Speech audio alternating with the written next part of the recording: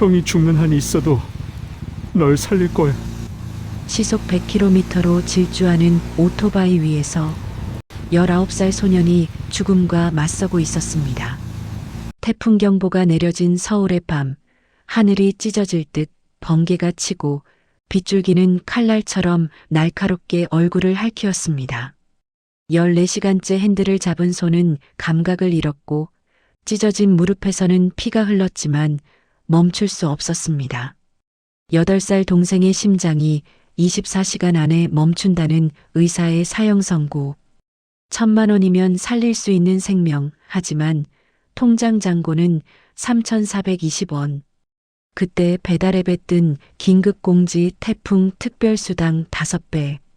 죽을 확률 50%, 살 확률 50%.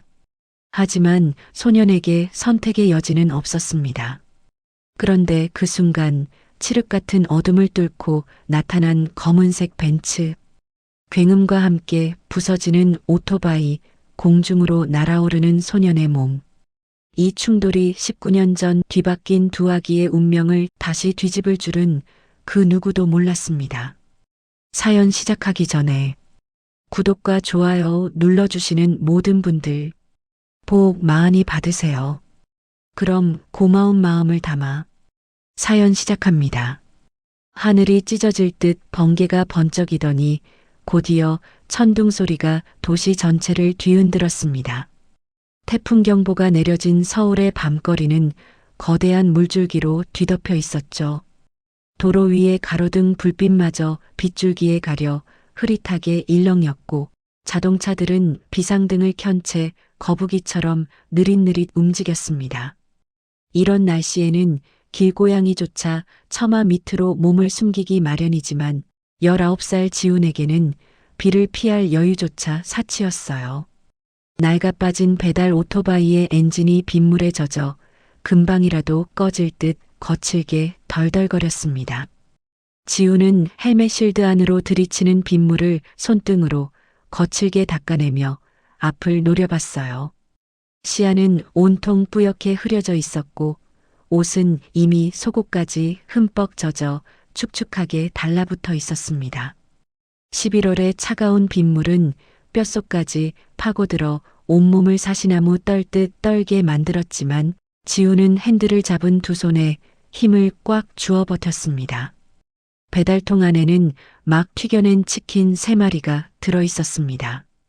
방금 전 픽업한 가게 사장님이 이 날씨에 배달을 꼭 가야겠냐며 혀를 찼지만 지훈은 그저 고개만 숙였을 뿐이었죠. 주문 앱에는 30분 안에 안 오면 식었다고 환불할 것이고 별점 테러도 각오하라는 고객의 협박성 메모가 선명하게 찍혀 있었습니다. 하지만 지훈이 목숨을 걸고 이 지옥 같은 빗속을 뚫는 이유는 고작 별점 때문만이 아니었습니다. 주머니 속 핸드폰이 쉴 새 없이 진동했습니다. 액정을 보지 않아도 누구인지 알 수 있었어요. 김 사장이라고 저장된 악질 사채업자였죠. 어제도 배달 대행 사무실까지 찾아와 행패를 부리고 갔던 그 사람이었습니다. 사무실 동료들이 보는 앞에서 멱살을 잡히고 욕설을 들었을 때의 수치심은 아직도 가슴 한구석에 멍처럼 남아 있었어요. 이번 주까지 이자 50만 원을 안 넣으면 내 동생 병원에 가서 드러누울 줄 알라는 그의 비릿한 으름장이 귓가에 생생하게 울렸습니다. 그 어린 놈이 심장병이라던데 충격받으면 어떻게 될까 궁금하다는 악마 같은 말도 덧붙였었죠. 지훈은 입술을 피가 날 정도로 꾹 깨물었어요. 동생 민호가 입원해 있는 병원만큼은 절대로 건드리게 해서는 안 되었습니다. 그곳은 8살 민호가 겨우 숨을 붙잡고 있는 유일한 생명의 공간이었으니까요. 오토바이가 무릉덩이를 지날 때마다 흙탕물이 얼굴까지 튀어 올랐습니다. 오른쪽 무릎이 욱신거렸어요. 며칠 전 좁은 골목길에서 갑자기 튀어나온 아이를 피하려다 넘어져 생긴 깊은 상처였습니다. 병원에 갈 돈이 없어 약국에서 산 소독약만 대충 발라둔 것이 화근이었는지 빗물에 젖어 쓰라림이 배가 되었죠. 찢어진 청바지 사이로 누런 진물과 핏물이 섞여 배어 나오는 것 같았지만 지금은 그런 걸 신경 쓸 겨를이 없었습니다. 방금 전 배달했던 오피스텔이 떠올랐습니다. 엘리베이터가 고장났다는 안내문이 붙어 있었지만 고객은 15층까지 걸어 올라오라고 요구했죠. 흠뻑 젖은 우비를 입고 15층 계단을 오르내리느라 허벅지가 터질 것 같았고 숨이 턱끝까지 차올랐습니다. 겨우 도착해 음식을 건넸지만 돌아온 건 왜 이렇게 늦었냐. 음식이 다 식었다는 짜증 섞인 타박뿐이었어요. 죄송합니다. 맛있게 드세요라며 90도로 허리를 숙이고 돌아서는 지훈의 등 뒤로 문이 쾅 닫히는 소리가 들렸을 때 참았던 서러움이 울컥 치밀어 올랐습니다. 하지만 그조차도 사치스러운 감정이었습니다. 딱 한 것만 더 하면 된다고 지훈은 주문처럼 중얼거렸습니다. 오늘 하루만 14시간째 오토바이 위에서 보내고 있었지만 통장 잔고는 여전히 바닥을 기고 있었어요. 어제 확인한 통장 잔고는 3,420원. 편의점 ATM기에서 10,000원도 출금할 수 없는 비참한 숫자였습니다. 할머니의 당뇨약값, 3개월째 밀린 월세 독촉장, 그리고 매달 눈덩이처럼 불어나는 사채 이자까지 19살 소년의 어깨를 짓누르는 삶의 무게는 이 폭우보다 더 무겁고 차가웠습니다. 빨간 신호등이 켜졌지만 지우는 멈추지 않고 좌우를 살피며 슬그머니 교차로를 통과했습니다. 신호 위반이라는 걸 알면서도 어쩔 수 없었어요. 1분 1초가 돈이었고 그 돈이 곧 민호의 생명줄이었으니까요. 양심의 가책보다 동생을 살려야 한다는 절박함이 더 컸습니다. 그때였습니다. 핸드폰 진동이 멈추고 짧고 날카로운 메시지 알림음이 울렸어요. 배달앱에서 온 긴급 공지였습니다. 태풍 북상으로 기상 악화가 심각하여 현재 시각부터 배달 수수료 5배 특별 할증을 적용한다는 내용이었죠. 라이더님들의 안전 운행을 기원한다는 말도 덧붙여져 있었습니다. 5배. 평소라면 4,000원 받을 거리를 2만 원이나 받을 수 있다는 뜻이었죠. 지훈의 눈이 번쩍 뜨였습니다. 이건 하늘이 주신 마지막 기회였어요. 다른 라이더들이 위험하다고 코를 다 꺼버린 지금 지훈이 독점할 수 있는 기회였습니다. 오늘 밤을 꼬박 세워서 미친 듯이 달린다면 당장 급한 이자도 막고 민호 약값도 조금은 모을 수 있을 것 같았습니다. 할 수 있다. 버텨야 한다. 내가 무너지면 우리 가족 다 죽는다고 지훈은 스스로를 다독였습니다. 핸들을 부서져라 꽉 잡으며 속도를 높였죠. 빗줄기는 점점 더 거세져 앞이 거의 보이지 않을 지경이었고 강풍에 오토바이가 휘청거렸지만 망설일 틈이 없었습니다. 그의 머릿속에는 오직 아픈 동생 민호와 늙고 병든 할머니의 얼굴뿐이었으니까요. 피 한 방울 섞이지 않았지만 자신을 걷어준 생명의 은인 양할머니 그리고 친동생보다 더 애틋한 8살 민호. 이 두 사람이 지훈이 이 지옥 같은 현실을 버텨내는 유일한 이유이자 전부였습니다. 비록 남들이 보기엔 찢어지게 가난하고 구질구질한 인생일지 몰라도 지훈에게는 세상 무엇과도 바꿀 수 없는 소중한 보물들이었습니다. 조금만 기다려라 민호야. 형이 꼭 살려주겠다고 지훈은 다짐했습니다. 어둠 속을 향해 오토바이를 몰아붙였죠. 거대한 폭풍 속으로 제 발로 걸어 들어가는 작은 불나방처럼 위태로워 보였지만 그 날갯짓만큼은 누구보다 필사적이고 간절했습니다. 칠흑 같은 어둠 속에서 유일하게 빛나는 오토바이 전조등 불빛만이 그의 외로운 싸움을 비추고 있었습니다. 새벽 3시가 넘어서야 지훈은 녹초가 된 몸을 이끌고 집으로 돌아왔습니다. 옥탑방으로 향하는 가파른 시멘트 계단이 오늘따라 천리길처럼 멀게만 느껴졌어요. 다리는 후들거렸고 빗물에 흠뻑 젖은 운동화는 걸을 때마다 찌걱거리는 불쾌한 소리를 냈죠. 계단 중간쯤 올랐을 때 다리에 힘이 풀려 주저앉을 뻔했습니다.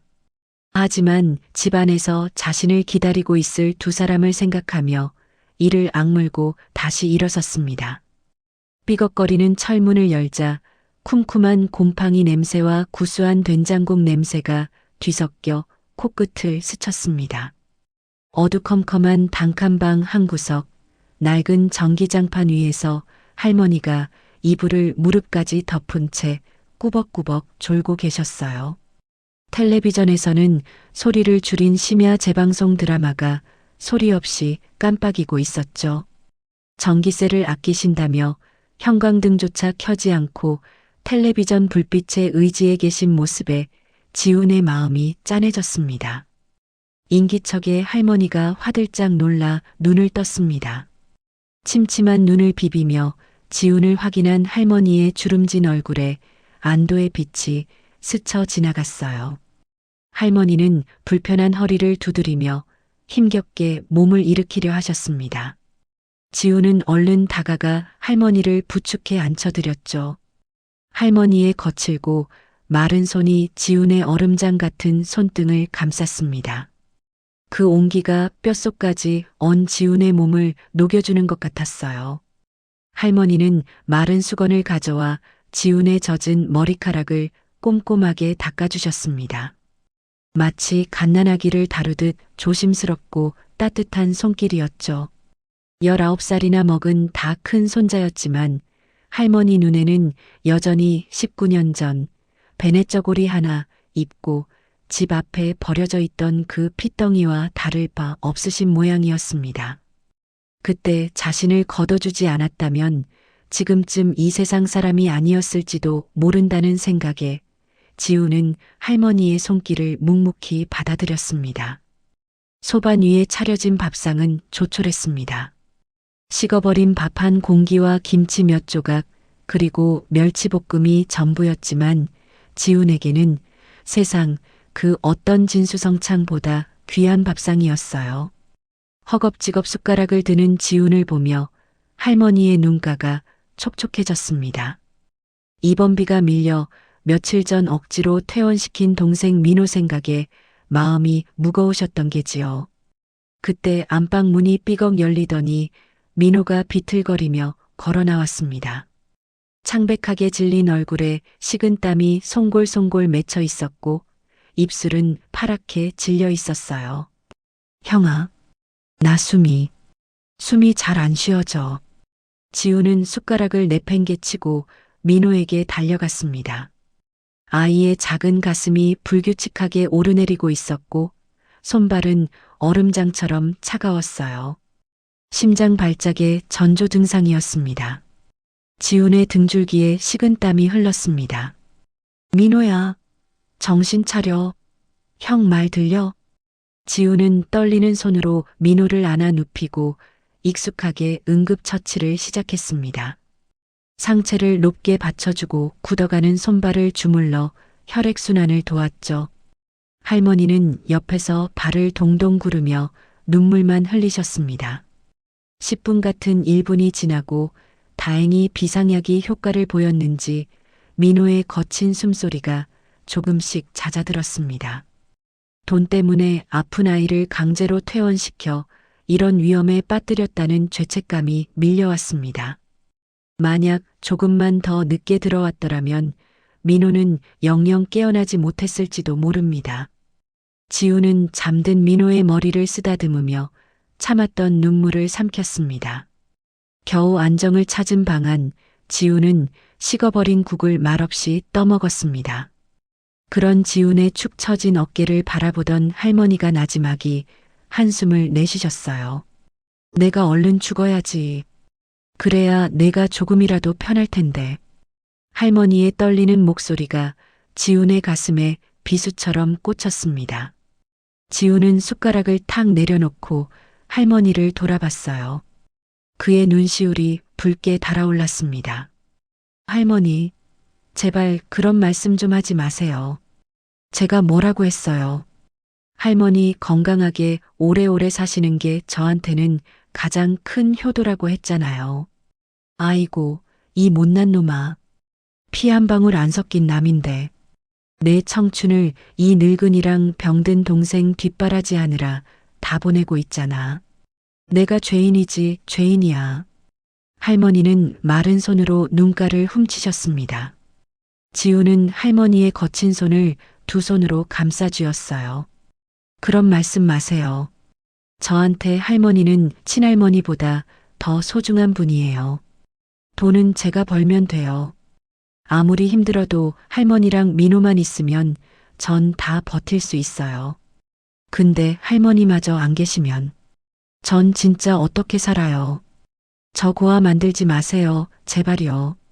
지훈의 진심 어린 호소에 할머니는 결국 참았던 눈물을 터뜨리셨습니다.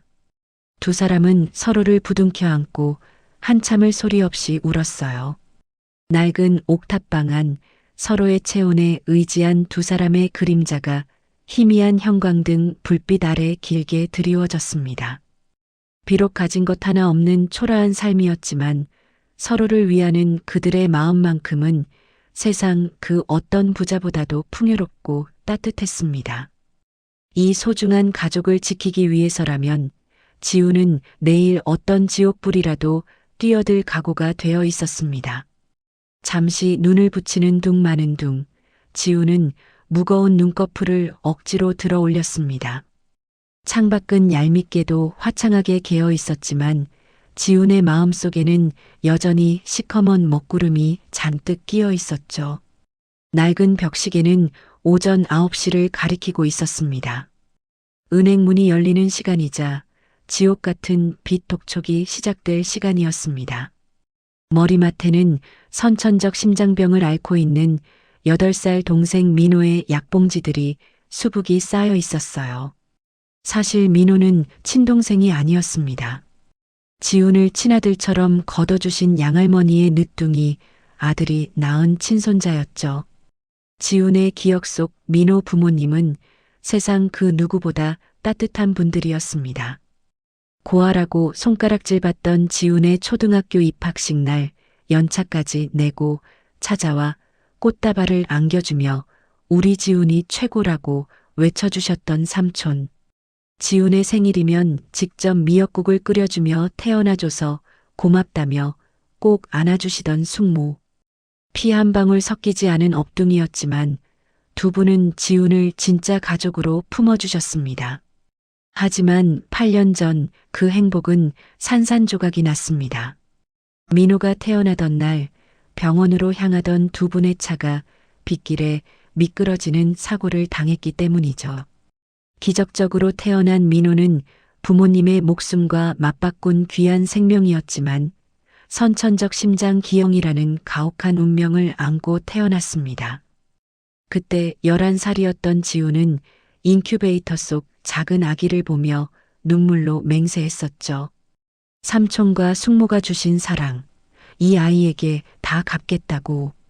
내 목숨을 바쳐서라도 이 아이만큼은 꼭 지켜내겠다고 말입니다.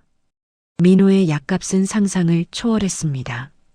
희귀병이라 건강보험 적용이 안 되는 신약들이 많아 한 달 약값만 100만 원이 훌쩍 넘었죠.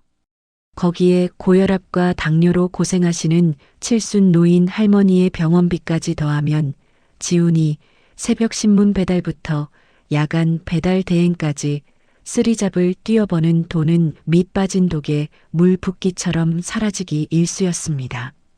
하지만 진짜 문제는 따로 있었습니다. 2달 전 민호가 호흡곤란으로 쓰러져 중환자실에 입원했을 때였습니다. 당장 수술하지 않으면 위험하다는 의사의 말에 신용불량자인 지우는 결국 절대 손대지 말아야 할 고금리 사채에 손을 대고 말았습니다. 그때였습니다. 탁자 위에 놓인 핸드폰이 발작하듯 요란하게 몸을 떨며 울리기 시작했습니다. 발신자는 악질 사채업자 김 사장이었어요. 받지 않으면 옥탑방까지 찾아와 행패를 부릴 사람이기에 지우는 떨리는 손으로 전화를 받았습니다. 수화기 너머로 이자 입금이 늦으면 병원에 있는 동생을 찾아가겠다는 비릿한 협박이 들려왔어요. 그 어린 것이 놀라서 심장이 멎으면 어떡하냐며 낄낄거리는 악마 같은 목소리에 지우는 입술을 깨물며 죄송하다는 말만 앵무새처럼 반복해야 했습니다. 전화가 끊긴 후 지우는 멍하니 허공을 응시했습니다. 낡은 지갑 속에는 구겨진 1,000원짜리 몇 장이 전부였죠. 당장 오늘 내야 할 이자 50만 원을 어디서 구해야 할지 막막하기만 했습니다. 그때 민호가 부스스한 눈으로 일어났습니다. 밤새 고열에 시달린 탓인지 얼굴이 반쪽이 되어 있었죠. 형아, 어디가? 응, 일하러. 형이 올 때 우리 민호 좋아하는 소시지 사올게. 지우는 애써 밝은 표정을 지으며 동생의 땀에 젖은 머리카락을 넘겨주었습니다. 하지만 민호는 지훈의 눈을 피하며 이불자락만 만지작거렸어요. 형아, 나 수술 안 받으면 안 돼? 그냥 약만 먹고 살아도 되잖아. 민호의 뜬금없는 말에 지훈의 심장이 쿵 내려앉았습니다. 8살짜리 꼬마가 자신이 짐이 되고 있다는 사실을 눈치채고 있었던 겁니다. 민호야, 형 봐봐. 형 하나도 안 힘들어. 진짜야. 내가 건강해져서 형이랑 축구도 하고 학교도 가는 게 형 소원인 거 알지? 그러니까 그런 소리 하지 마. 형이 꼭 수술시켜줄게. 알았지? 지우는 앙상하게 마른 동생을 와락 끌어안았습니다. 부서질 듯 작은 아이의 등뼈가 손끝에 느껴졌어요. 삼촌, 숙모, 제가 꼭 지킬게요. 민호만큼은 절대 포기 안 해요. 지우는 하늘에 계신 두 분께 다시 한번 굳게 약속했습니다. 집을 나서는 지훈의 발걸음은 천근만근 무거웠습니다. 낡은 오토바이에 시동을 걸자 매캐한 흰 연기가 피어올랐어요. 마치 아무리 발버둥 쳐도 벗어날 수 없는 자신의 인생 같다는 생각이 들었습니다. 하지만 멈출 수는 없었습니다. 등 뒤에는 자신이 아니면 무너져버릴 소중한 가족이 있었으니까요. 지우는 헬멧을 눌렀으며 오늘 하루도 죽으림을 다해 버텨보겠다고 반드시 이 지옥 같은 가난의 굴레를 끊어내겠다고 다짐했습니다. 오전 11시 점심 피크 타임을 맞은 도로는 차들로 북새통을 이뤘습니다. 아스팔트 위로 아지랑이가 피어오를 만큼 뜨거운 날씨였지만 지우는 두꺼운 긴팔 우비까지 챙겨 입고 오토바이를 몰았어요. 오후부터 태풍이 온다는 예보 때문이었죠. 땀으로 범벅이 된 헬멧 속에서 가쁜 숨을 몰아쉬며 정신없이 코를 잡았습니다. 한 건이라도 더 배달해야 한다는 생각에 잠시도 쉴 틈이 없었죠. 그때 병원에서 전화가 왔습니다. 민호의 주치의인 김 선생님이었어요. 평소에는 간호사가 연락하는 것이 보통인데 주치의가 직접 전화를 했다는 건 뭔가 심상치 않은 일이 생겼다는 뜻이었습니다. 수화기 너머로 들려오는 김 선생님의 목소리는 몹시 다급했습니다. 지훈 군, 지금 당장 병원으로 올 수 있나? 아주 급한 일이야. 그 말에 지훈의 심장이 쿵쾅거리기 시작했죠. 지훈은 하던 일을 멈추고 급히 오토바이 머리를 돌렸습니다. 안전 운전을 하면서도 마음만은 이미 병원에 도착해 있었죠. 병원 복도를 달려 주치의 연구실 문을 열었을 때 김 선생님은 심각한 표정으로 차트를 들여다보고 계셨습니다. 그는 땀범벅이 된 지훈을 의자에 앉히고는 믿을 수 없는 소식을 전했습니다. 기적 같은 일이 일어났네. 민호에게 딱 맞는 뇌사자 심장 기증자가 나타났어. 혈액형이랑 조직 적합성까지 완벽하게 일치해. 지우는 그 자리에서 벌떡 일어나 김 선생님의 두 손을 잡았습니다. 왈칵 기쁨의 눈물이 쏟아져 나왔어요. 드디어 민호도 살 수 있다는 희망에 벅찬 목소리로 외쳤습니다. 정말인가요? 선생님, 정말 감사합니다. 감사합니다. 하지만 김 선생님의 표정은 여전히 어두웠습니다. 그는 난처한 듯 머뭇거리다 무겁게 입을 열었어요. 그런데 문제가 하나 있어. 병원 규정상 고액 수술은 보증금을 선납해야 진행할 수 있어. 이번 건은 특히 긴급 수술이라 예외가 없다고 하네. 지우는 떨리는 목소리로 물었습니다. 얼마나 필요한가요? 김 선생님은 한숨을 내쉬며 대답했습니다. 최소 1,000만 원이야. 그것도 내일 정오까지. 만약 그때까지 입금이 안 되면 기증된 심장은 다음 대기자에게 넘어갈 수밖에 없네. 지훈의 발밑이 꺼지는 것 같았습니다. 당장 50만 원도 없는 자신에게 하루 만에 1,000만 원이라니. 그건 사형 선고나 다름없었죠. 지훈은 바닥에 무릎을 꿇고 애원했습니다. 선생님, 제발 각서라도 쓸게요. 제 신장이라도 팔아서 꼭 갚겠습니다. 수술만 먼저 해주시면 안 될까요? 제발요. 김 선생님도 안타까운 표정으로 고개를 저었습니다. 나도 원무과에 사정해봤지만 역부족이야. 미안하네. 지우는 넋이 나간 사람처럼 연구실을 나왔습니다. 하지만 이대로 포기할 수는 없었죠. 지우는 곧장 원무과로 달려가 유리창 너머 직원에게 매달렸습니다. 저기요. 제 동생 수술 때문에 그러는데요. 보증금 조금만 늦게 내면 안 될까요? 제가 목숨 걸고 갚을게요. 하지만 직원은 사무적인 말투로 차갑게 대답했습니다. 죄송합니다, 고객님.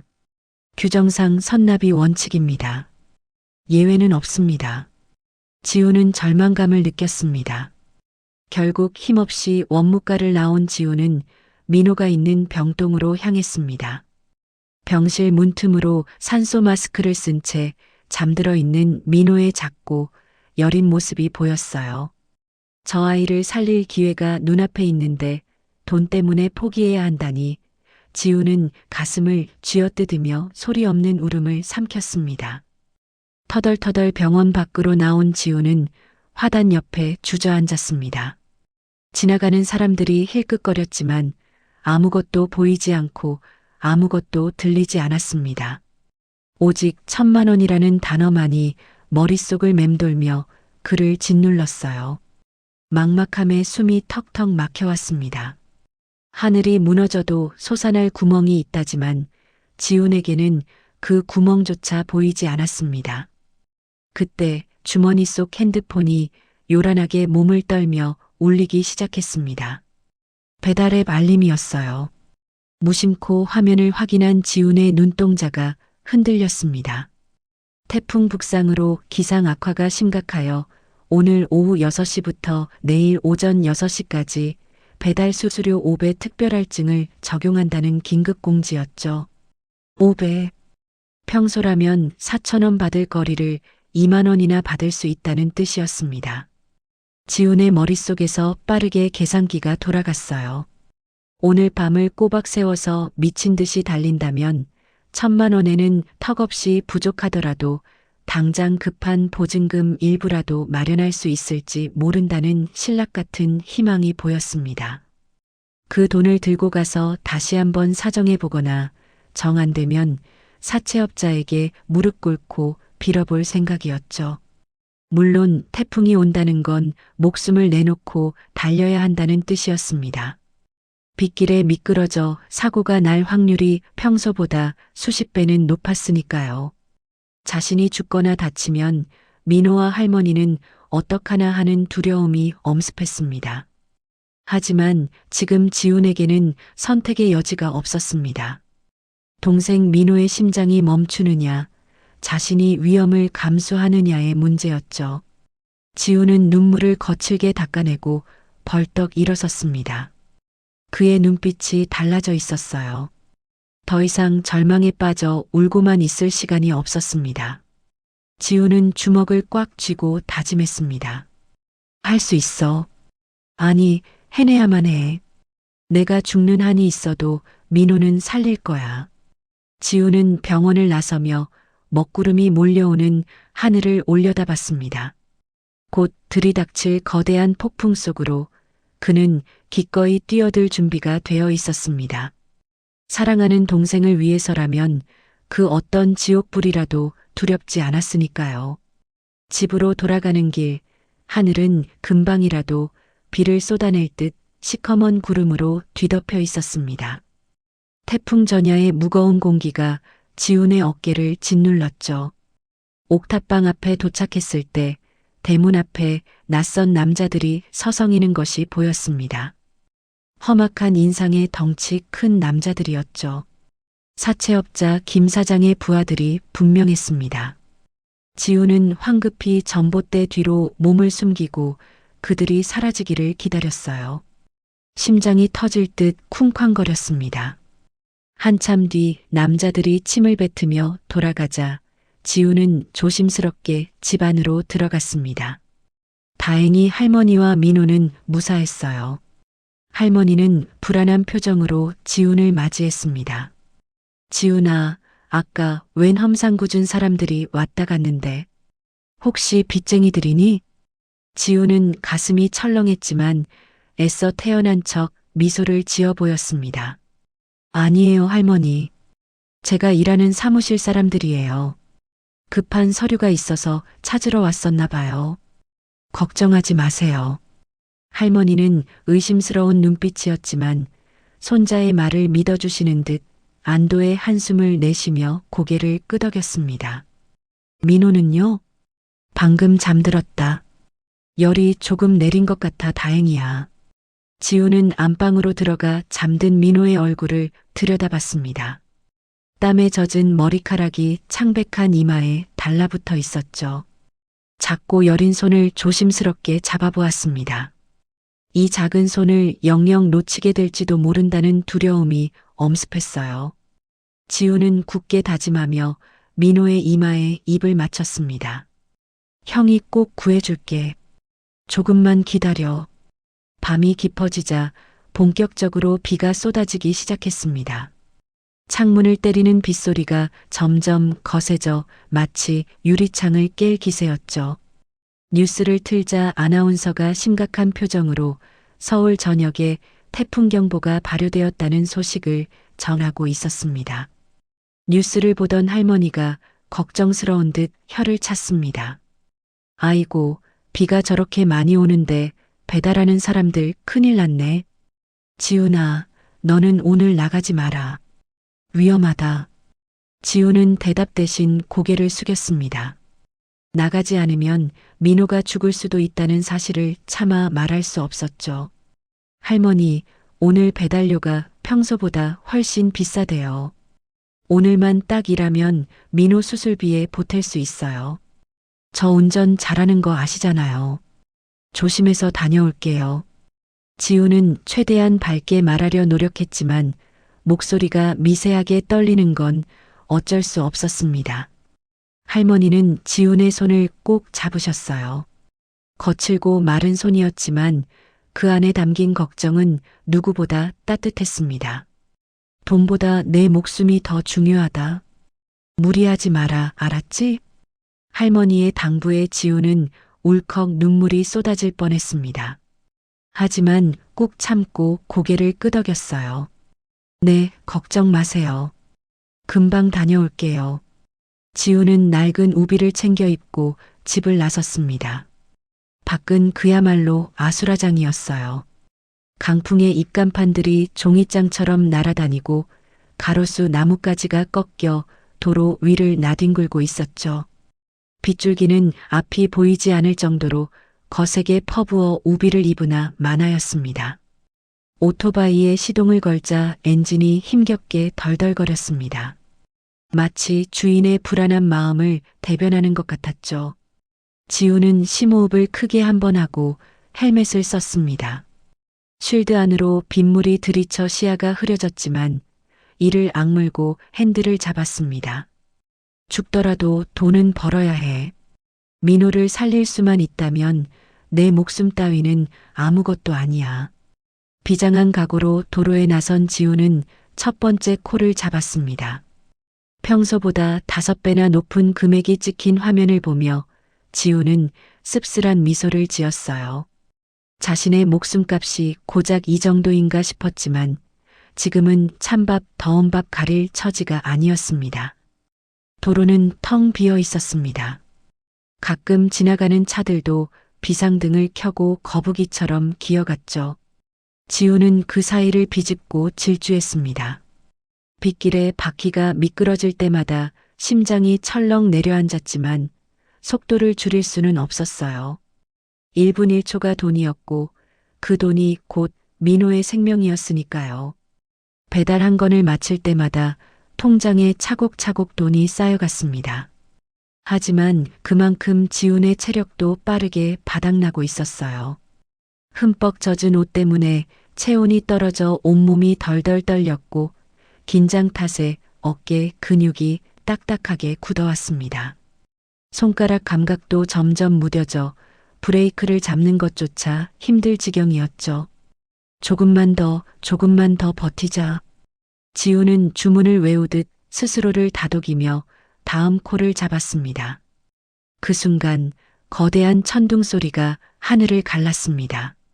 마치 지훈의 위험한 질주를 경고하는 하늘의 외침 같았죠.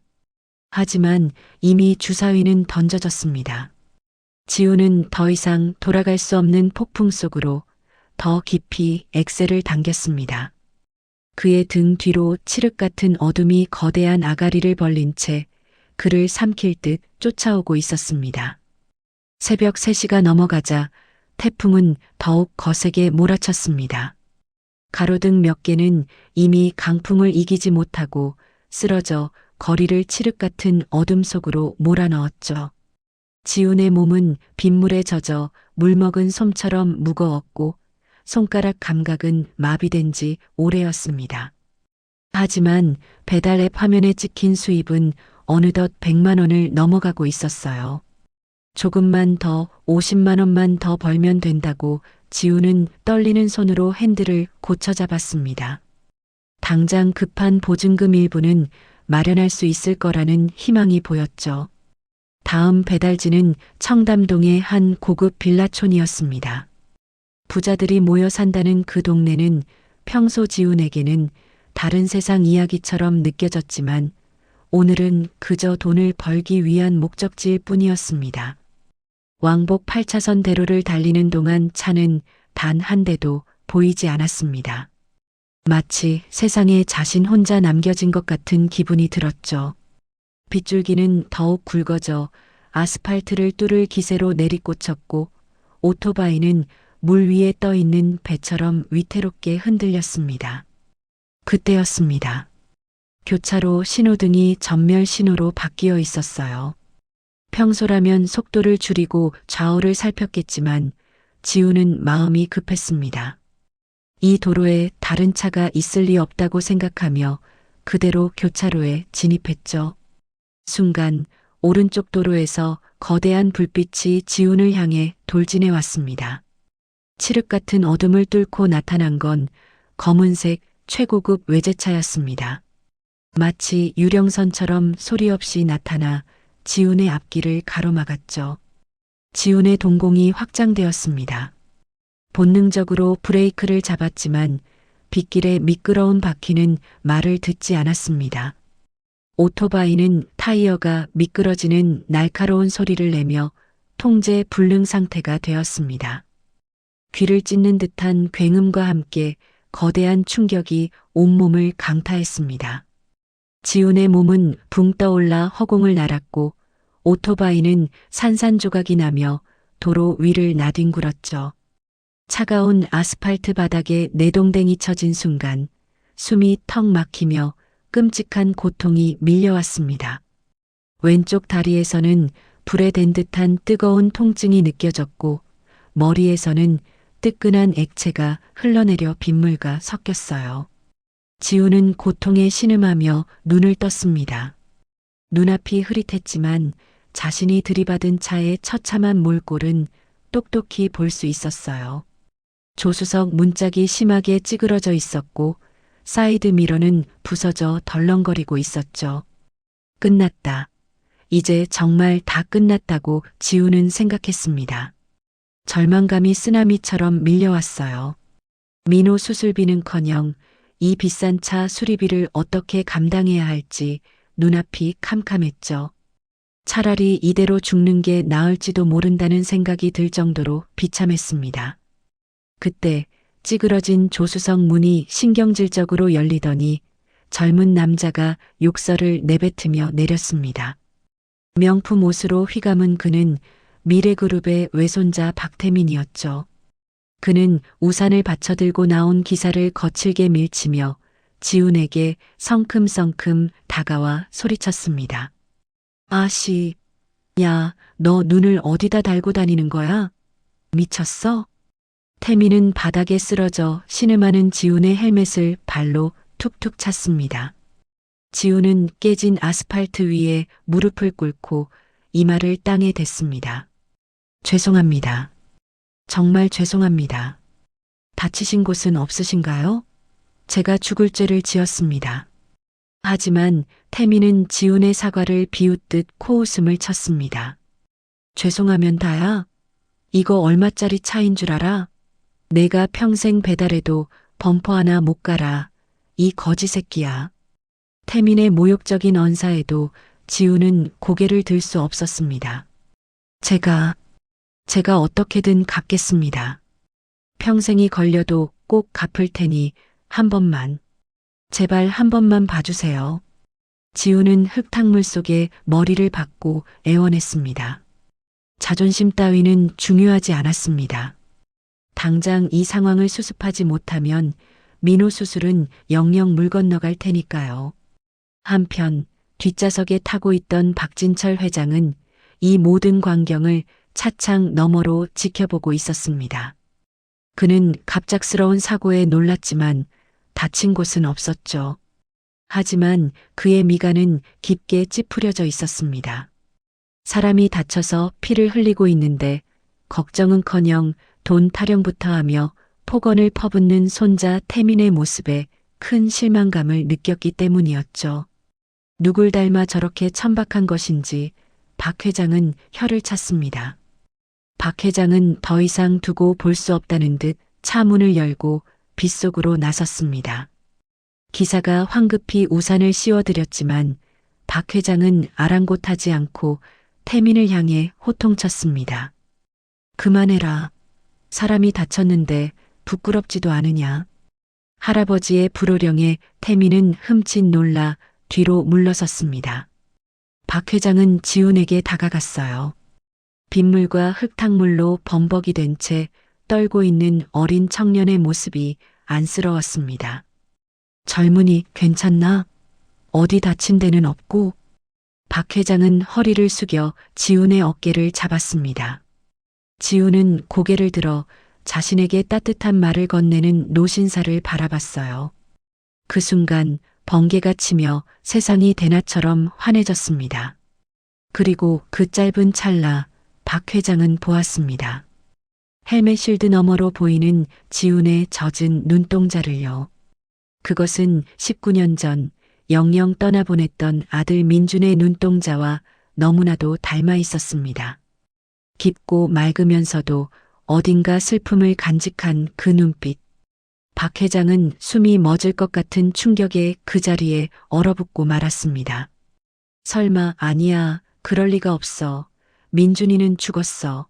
하지만 박 회장의 머릿속이 복잡하게 엉키기 시작했습니다. 이성적으로는 불가능하다고 생각하면서도 가슴은 설명할 수 없는 강렬한 이끌림을 느끼고 있었죠.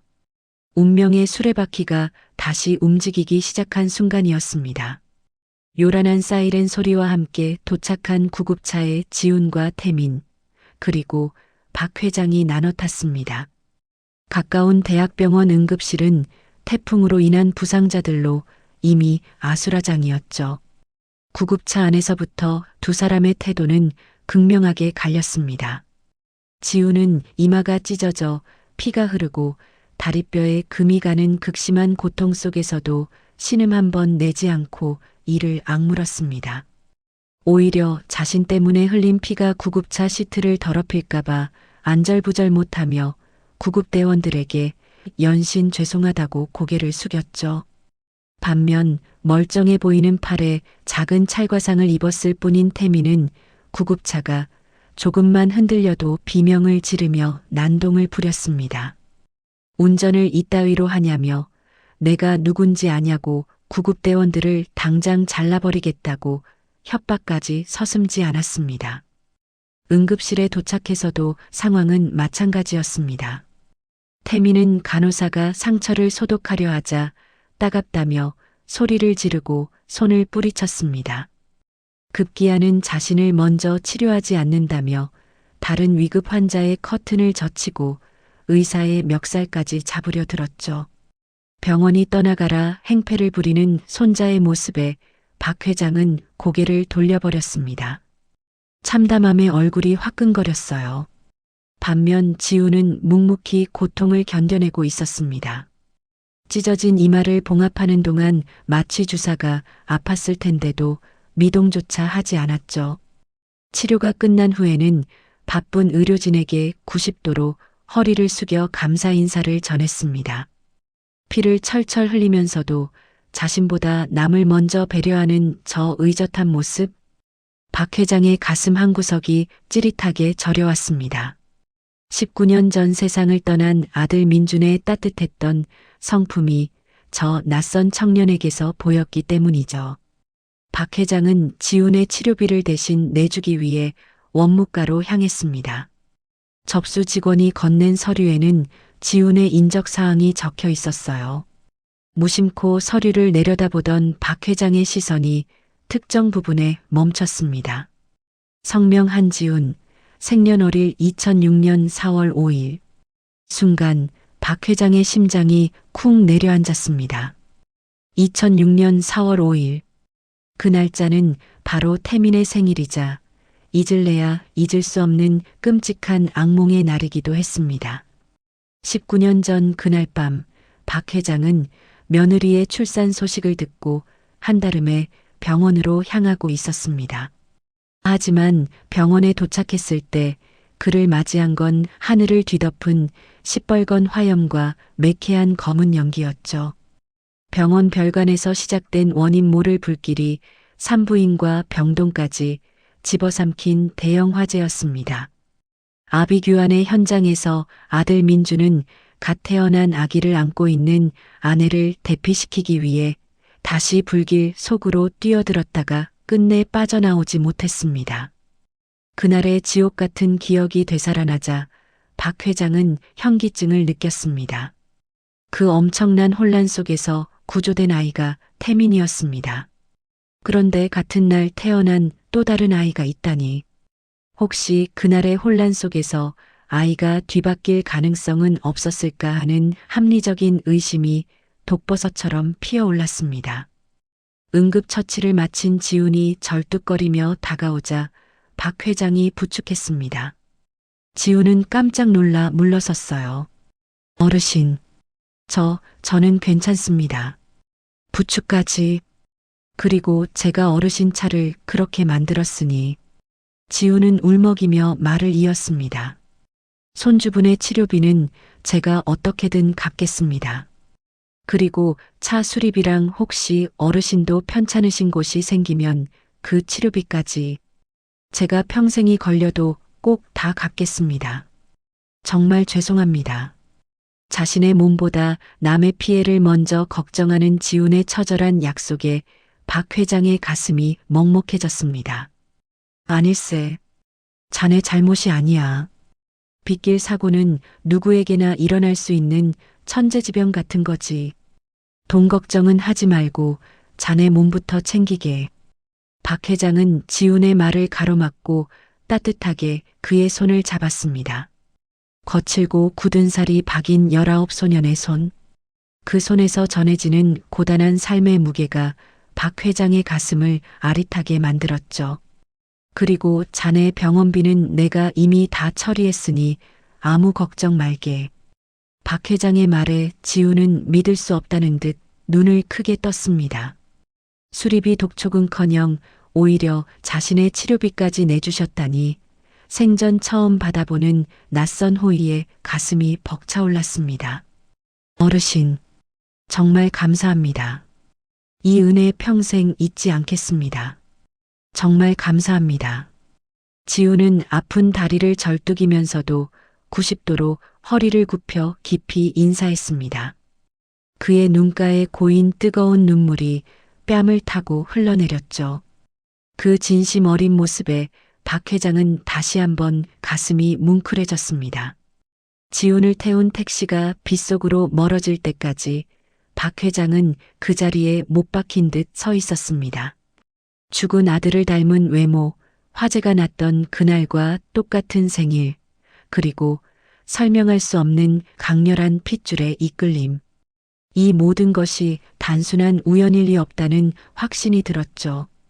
박 회장은 떨리는 손으로 비서실장에게 전화를 걸었습니다.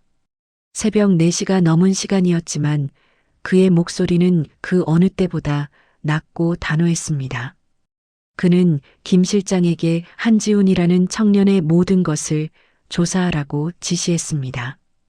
특히 생년월일이 2006년 4월 5일이라는 점을 강조하며 그날 화재가 있었던 바로 그 병원에서 태어난 것이 맞는지 아주 사소한 것 하나까지 빠짐없이 파헤치라고 명령했죠.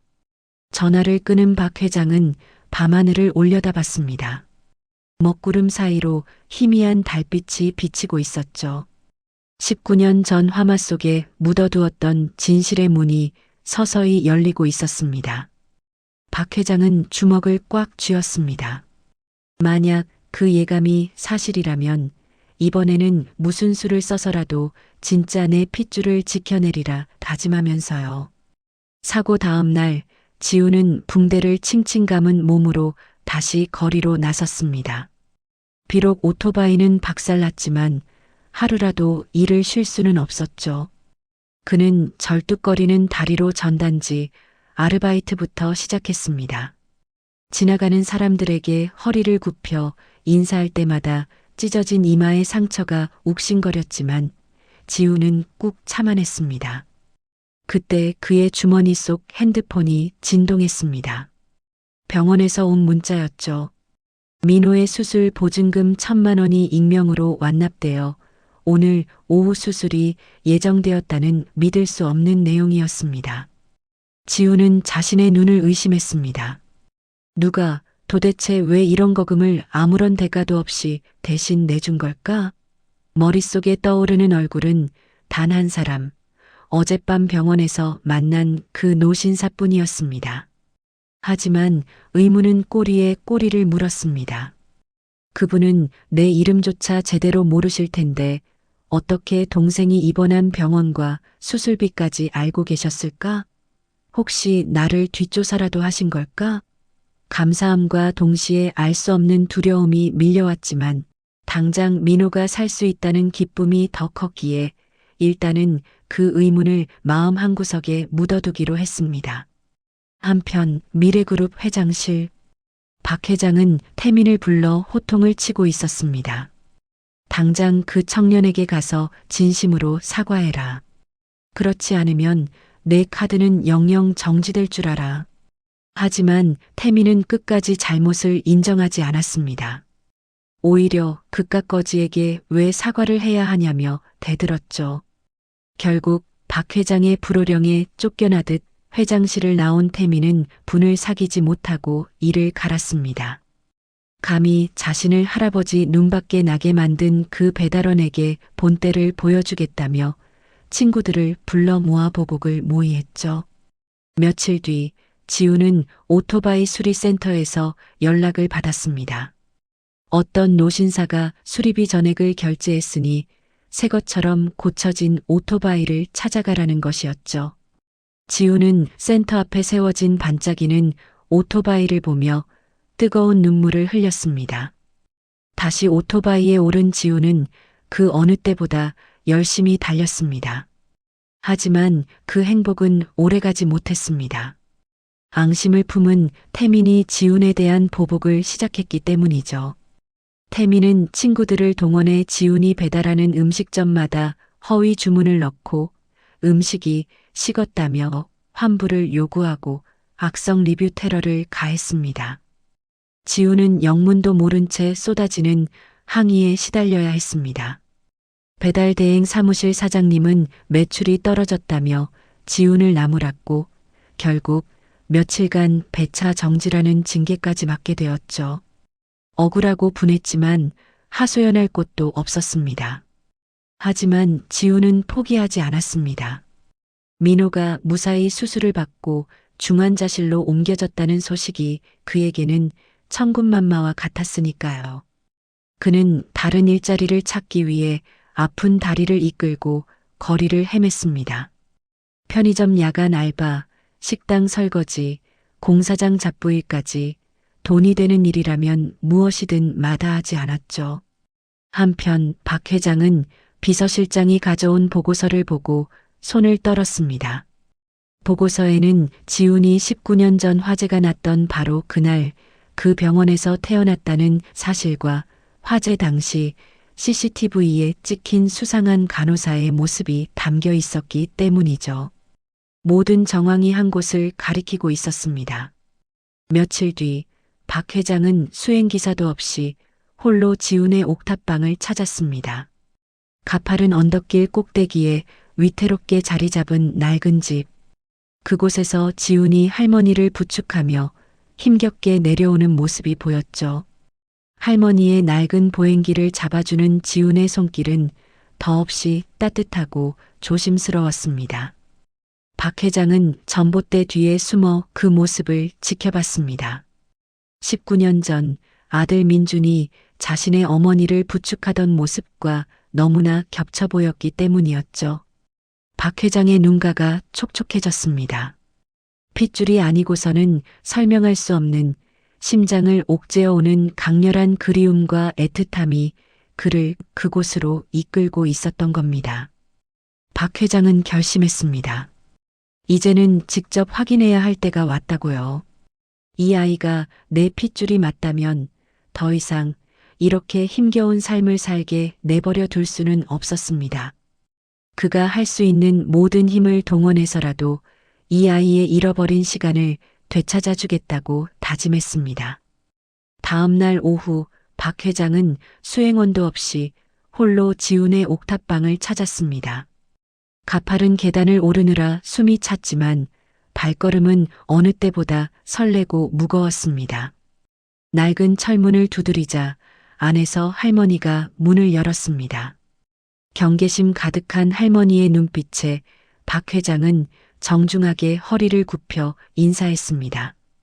자신이 며칠 전 지훈 군과 사고가 있었던 차주라고 소개하며 사과도 드릴 겸 인사차 찾아뵈었다고 말했죠. 할머니는 깜짝 놀라 뒷걸음질 쳤습니다. 한눈에 봐도 귀티가 흐르는 노신사가 이런 누추한 곳까지 찾아올 줄은 꿈에도 몰랐으니까요. 당황하면서도 서둘러 방석을 내어드리는 할머니에게 박 회장은 지훈 군이 참 훌륭하게 자랐다며 진심 어린 덕담을 건넸습니다. 그 따뜻한 말 한마디에 할머니의 경계심이 눈 녹듯 사라졌습니다. 박 회장은 잠시 뜸을 들이다가 조심스럽게 본론을 꺼냈습니다. 19년 전 지훈 군을 처음 만났을 때의 이야기를 들을 수 있겠냐고 정중히 부탁했죠. 할머니는 먼 과거를 회상하듯 눈을 가늘게 떴습니다. 아직 쌀쌀한 봄날, 보육원 정문 앞에 버려져 있던 갓난아기 지훈. 베네저고리 하나만 입고 새파랗게 질려있던 그 작은 생명을 차마 외면할 수 없어 집으로 데려왔다고 했습니다. 그때 그 아이 손목에 작은 은팔찌 하나가 채워져 있었는데 혹시라도 친부모를 찾을 때 도움이 될까 싶어서 여태 간직하고 있었어요. 할머니가 장롱 깊숙한 곳에서 꺼내온 낡은 상자 안에는 세월의 때가 묻어 검게 변색된 작은 은팔찌가 들어 있었습니다. 박 회장은 떨리는 손으로 팔찌를 받아들었어요. 팔찌 안쪽을 확인하는 순간 그의 심장이 멎을 듯이 요동쳤습니다. J- 민전.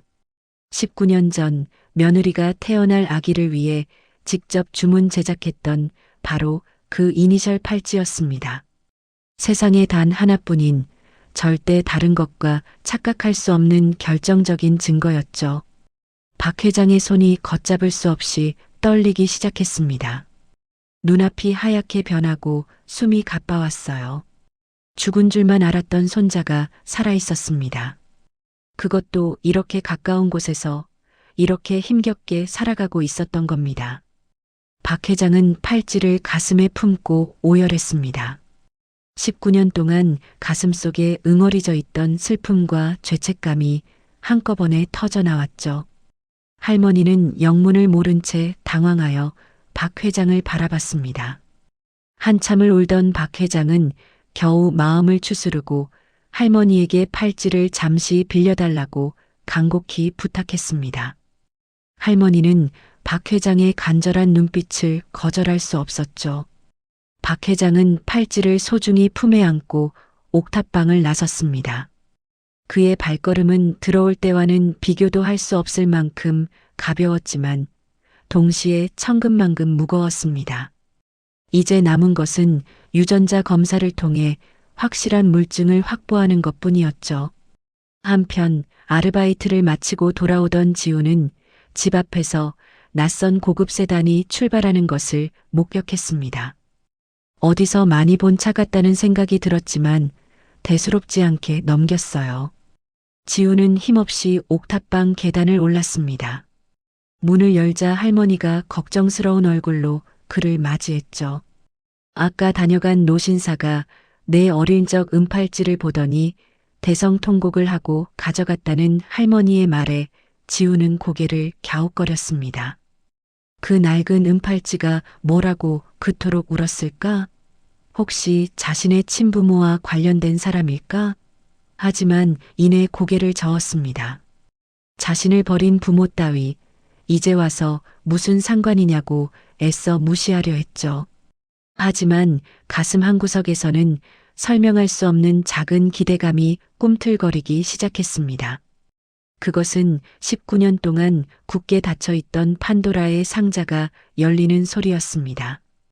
박 회장은 할머니에게서 빌려온 은팔찌를 금고 가장 깊은 곳에 소중히 보관했습니다. 낡고 변색된 팔찌였지만 그에게는 전 재산과도 바꿀 수 없는 보물이었죠. 그는 즉시 극비리에 지훈의 유전자 검사를 의뢰했습니다. 결과가 나오기까지는 꼬박 3일이 걸린다고 했지만 박 회장의 가슴은 이미 19년 만에 찾은 핏줄에 대한 확신으로 벅차오르고 있었습니다. 하지만 비밀은 예기치 못한 곳에서 새어나갔습니다. 박 회장이 비서실장과 통화하는 내용을 문 밖에서 엿듣던 태민의 얼굴이 사색이 되었죠. 그 배달원 청년, 지훈이라고 했나? 민준이 어릴 때랑 너무 닮았어. 혹시 모르니 유전자 검사를 비밀리에 진행해보게. 태민은 심장이 발밑까지 떨어지는 것 같았습니다. 이미 사고와 막말로 할아버지 눈밖에 나 근신 처분까지 받은 위태로운 상태였습니다. 그런데 할아버지가 그 거지를 죽은 아버지와 닮았다고 생각하다니. 만약 그놈이 진짜 핏줄로 밝혀지면 눈엣 가시가 된 자신은 하루아침에 모든 것을 뺏기고 버려질지도 모른다는 극도의 공포가 엄습했습니다. 안 돼. 절대 안 돼. 내가 어떻게 여기까지 왔는데. 이 모든 건 내 거야. 태민의 눈빛이 광기로 번들거렸습니다. 진짜인지 가짜인지는 중요하지 않았습니다. 자신의 자리를 위협하는 존재는 싹부터 잘라버려야 했습니다. 할아버지가 가장 혐오하는 것이 범죄라는 사실을 떠올린 태민은 지훈을 다시는 재기 불능의 상태로 만들어버릴 끔찍한 음모를 꾸미기 시작했습니다. 다음 날 일자리를 잃고 전전긍긍하던 지훈에게 솔깃한 제안이 들어왔습니다. 강남의 최고급 호텔 스위트룸으로 물건을 전달해주면 배달료로 50만 원을 주겠다는 VVIP 심부름 의뢰였죠. 의심스러운 구석이 있었지만 당장 민호의 재활 치료비가 급했던 지우는 앞뒤 잴 것 없이 의뢰를 수락했습니다. 호텔에 도착한 지우는 직원의 안내를 받아 스위트룸으로 향했습니다. 방 안은 비어 있었고 탁자 위에는 물건을 두고 가세요라는 메모가 놓여 있었죠. 지우는 지시대로 물건을 놓고 방을 나섰습니다. 하지만 그것은 태민이 파놓은 치밀한 함정이었습니다. 지훈이 호텔 로비를 빠져나가려는 순간 보안 요원들이 그를 거칠게 막아섰습니다. 영문을 몰라 당황하는 지훈 앞으로 경찰들이 들이닥쳤죠. 한지훈 씨, 당신을 특수절도 혐의로 긴급 체포합니다. 네, 그게 무슨 소리예요? 전 그냥 심부름만 했을 뿐인데. 지훈의 항변은 묵살되었습니다. 경찰은 그의 배달 가방을 뒤져 수천만 원짜리 명품 시계를 찾아냈습니다. 태민이 매수한 호텔 직원이 지훈이 방을 나서는 틈을 타 몰래 가방에 집어넣었던 것이었죠. 이게 왜 여기 들어있죠? 전 진짜 모르는 일이에요. 믿어주세요. 지훈은 억울함에 울부짖었지만 모든 증거가 그를 범인으로 지목하고 있었습니다. CCTV에는 지훈이 혼자 방에 들어갔다 나오는 모습이 찍혀 있었고 가방에서는 도난 물품이 나왔으니 명백한 현행범이었죠. 유치장에 갇힌 지훈은 차가운 시멘트 바닥을 치며 오열했습니다. 억울함보다 더 큰 공포가 그를 짓눌렀어요. 자신이 감옥에 가면 아픈 민호와 늙은 할머니는 누가 돌볼까? 이대로 영영 가족을 못 보게 되는 건 아닐까 하는 생각에 숨이 턱턱 막혀왔습니다. 소식을 들은 태민은 회심의 미소를 지었습니다. 이제 지훈은 파렴치한 전과자가 되어 사회에서 매장당할 것이고 유전자 검사 결과가 어떻게 나오든 할아버지는 범죄자를 손자로 받아들이지 않을 거라 확신했죠. 한편 이 모든 상황을 보고받은 박 회장의 표정은 차갑게 굳어 있었습니다.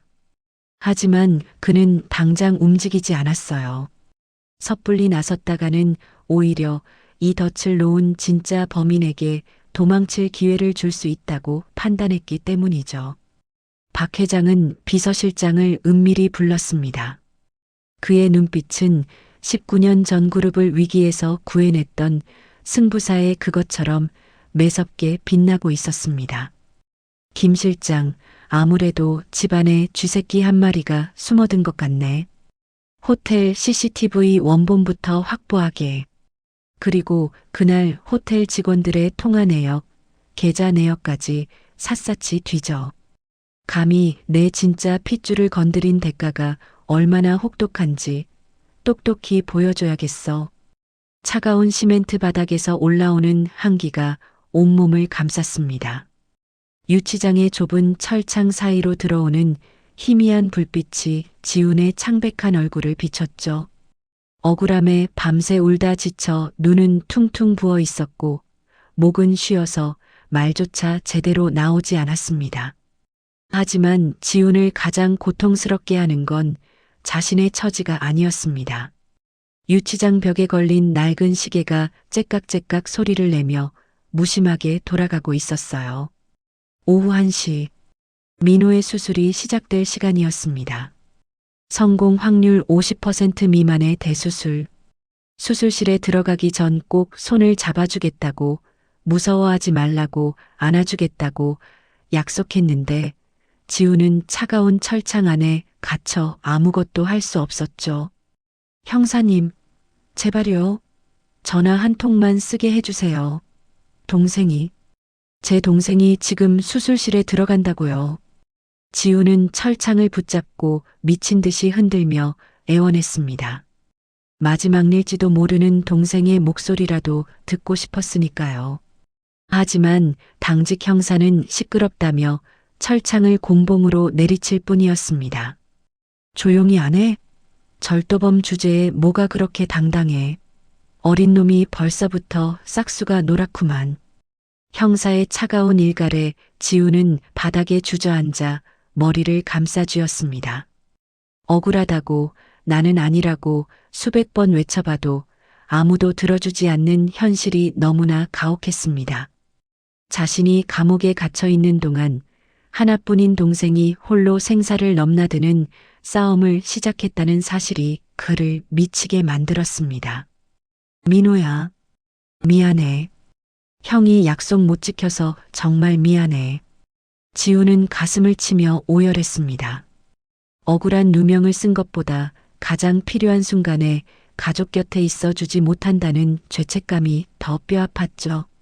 차라리 자신이 대신 아팠으면, 대신 수술대에 올랐으면 좋겠다는 생각뿐이었습니다.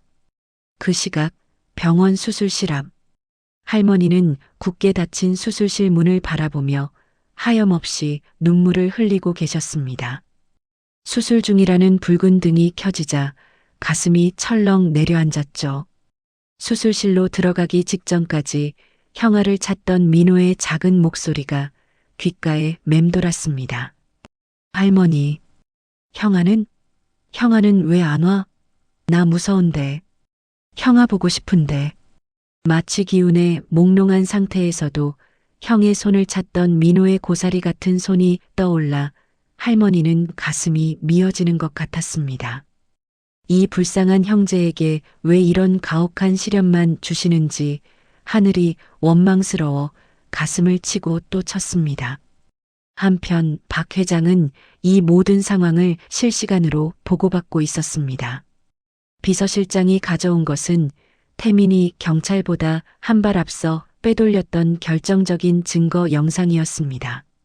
태민은 매수한 직원을 시켜 지훈의 가방에 시계를 넣는 장면이 찍힌 CCTV 영상을 삭제하게 했지만 박 회장의 지시를 받은 국내 최고의 포렌식 전문가들이 그 삭제된 원본 파일을 극적으로 복구해낸 것이었죠.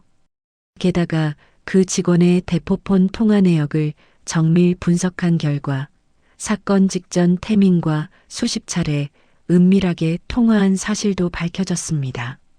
심지어 사건 당일 태민이 호텔 근처 카페에서 그 직원에게 거액의 현금 봉투를 건네는 장면이 찍힌 차량 블랙박스 영상까지 확보되었습니다. 모든 것이 태민의 치밀한 계획 범죄였음이 명백히 드러난 순간이었죠. 박 회장의 주먹이 부들부들 떨렸습니다. 자신의 핏줄이라 믿고 금지옥엽 키웠던 손자가 이렇게까지 악랄한 짓을 저질렀다는 사실에 치가 떨렸죠. 당장이라도 태민을 잡아다 호통치고 그 죄를 낱낱이 밝히고 싶었지만 꼭 참았습니다. 더 확실하게 그리고 더 잔인하게 되갚아주기 위해서였죠. 칠순 잔치라는 가장 화려한 무대에서 가장 비참하게 끌어내리기 위해 박 회장은 차가운 분노를 삼켰습니다. 박 회장은 창밖을 바라봤습니다. 먹구름이 잔뜩 낀 하늘이 마치 자신의 마음 같았죠. 그는 지훈이 갇혀있는 유치장 쪽을 향해 나지막이 을조렸습니다. 조금만 기다려라 아가야. 할아비가 곧 데리러 가마. 내가 겪은 모든 고통 몇 배로 갚아주마. 박 회장의 눈빛이 매섭게 빛났습니다.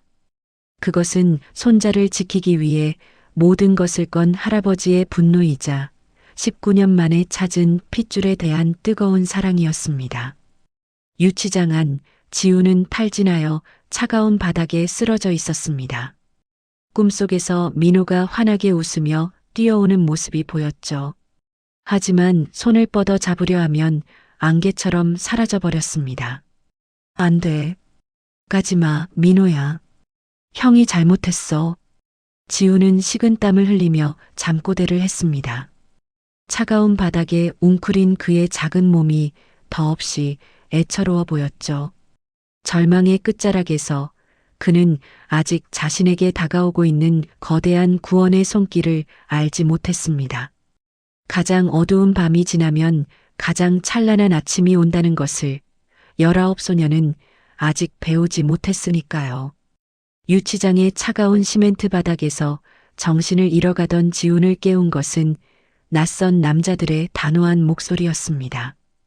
고개를 들어보니 드라마에서나 보던 최고급 정장을 차려입은 변호인단이 좁은 유치장 복도를 가득 메우고 있었죠. 그들은 당황한 기색이 역력한 형사들에게 서류 뭉치를 내밀며 즉각적인 석방을 요구했습니다. 한지훈 씨에 대한 모든 혐의는 벗겨졌습니다. 여기 진범의 자백이 담긴 녹취록과 증거 영상입니다. 변호인의 말에 형사의 얼굴이 사색이 되었습니다. 잠시 후 굳게 닫혀있던 철창문이 열리는 소리가 유치장 안에 울려 퍼졌습니다. 지우는 얼떨떨한 표정으로 주춤주춤 밖으로 나왔습니다. 자신을 범죄자 취급하며 모욕했던 형사는 눈도 마주치지 못하고 쩔쩔매고 있었죠. 억울하고 분한 마음이 들 법도 했지만 지우는 그에게 다가가 정중하게 허리를 굽혔습니다. 수고하셨습니다. 안녕히 계세요. 자신을 벼랑 끝으로 몰아넣었던 사람에게조차 예의를 갖추는 지훈의 모습에 변호인단마저 감탄한 듯 고개를 끄덕였습니다.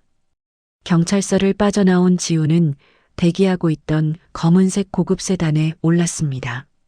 머뭇거릴 시간이 없었어요. 민호에게 가야 한다는 생각뿐이었죠. 차가 병원을 향해 미끄러지듯 달리는 동안 지훈의 심장은 터질 듯 쿵쾅거렸습니다. 혹시 늦은 건 아닐까, 수술 도중에 잘못된 건 아닐까 하는 불안감이 그를 옥죄어 왔습니다. 차창 밖으로 빠르게 지나가는 풍경이 마치 비현실적인 영화의 한 장면처럼 느껴졌습니다. 병원에 도착한 지훈은 변호인의 안내를 받아 곧장 엘리베이터에 올랐습니다. 그가 도착한 곳은 일반인들은 출입조차 통제되는 병원 꼭대기층의 VIP 병동이었어요. 대리석 바닥이 반짝이고 클래식 음악이 조용히 흐르는 복도는 지훈이 알던 병원의 모습과는 너무나 달랐습니다. 떨리는 손으로 병실 문을 열었을 때 지훈은 눈앞에 펼쳐진 광경에 숨을 멈췄습니다. 호텔 스위트룸처럼 넓고 쾌적한 1인실 침대에 민호가 산소 마스크를 쓴 채 평온하게 잠들어 있었고, 침대 옆 간이의자에는 며칠 전 사고가 났던 그 노신사가 앉아 민호의 손을 꼭 잡고 있었던 겁니다. 어르신? 민호는 제 동생은 괜찮은 건가요? 지훈의 목소리가 심하게 떨렸습니다. 인기척에 고개를 돌린 박 회장은 천천히 자리에서 일어났습니다. 그의 눈가는 며칠 밤을 새운 듯 붉게 충혈되어 있었고 눈가에는 마르지 않은 눈물 자국이 선명했죠. 왔구나. 수술은 성공적으로 끝났네. 아주 건강해질 거야. 그 한마디에 지우는 다리에 힘이 풀려 그 자리에 주저앉고 말았습니다. 안도감에 뜨거운 눈물이 하염없이 흘러내렸죠. 팽팽하게 당겨져 있던 긴장의 끈이 탁 끊어지는 기분이었습니다. 감사합니다. 정말 감사합니다. 이 은혜를 어떻게 다 갚아야 할지. 박 회장은 바닥에 주저앉은 지훈을 직접 일으켜 세워 소파에 앉혔습니다. 그리고는 탁자 위에 놓인 두툼한 서류 봉투를 지훈 앞으로 조심스럽게 내밀었죠. 이걸 보게. 지훈이 떨리는 손으로 봉투를 열자 그 안에는 알 수 없는 서류들이 가득 들어 있었습니다. 가장 위에 있는 것은 유전자 검사 결과지였죠. 복잡한 의학 용어들 사이로 박진철 마이너스 한지훈 친조부와 친손자 관계 성립 확률 99.99%라는 붉은색 글자가 지훈의 눈에 선명하게 박혔습니다. 지훈은 눈을 크게 뜨고 박 회장을 바라봤습니다. 도무지 무슨 상황인지 머릿속이 하얗게 변해버려 아무 말도 할 수가 없었죠. 19년 전 화재가 났던 그 병원에서 내 아들 내외가 세상을 떠났네. 그리고 그 혼란을 틈타한 간호조무사가 자신의 아들과 내 손자를 바꿔치기 했지. 그 조무사의 아들이 태민이고 진짜 내 핏줄, 내 손자가 바로 자네, 지훈이라네. 박 회장의 떨리는 목소리가 고요한 병실 안에 울려 퍼졌습니다.